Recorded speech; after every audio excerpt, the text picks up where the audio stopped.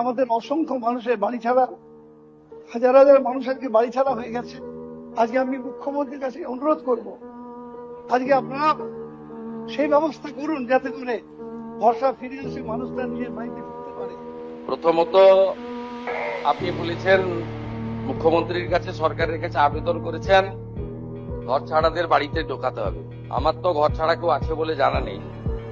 যদি যদি যদি যদি যদি কেউ ঘর ছাড়া থাকে, আপনি আপনি মাননীয়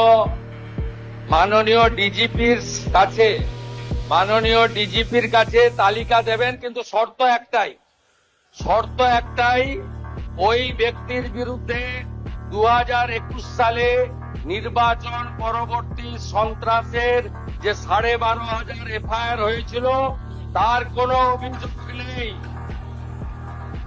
একদম পরিষ্কার শর্ত, যার জন্য জাস্টিস মঞ্জুরা চেল্লুর নেতৃত্বে কলকাতা হাইকোর্ট যে কমিটি করে দিয়েছিল, সিট তৈরি হয়েছিল, ভবানী ভবনে টেম্পোরারি অফিস হয়েছিল, আপনি তালিকা দেবেন।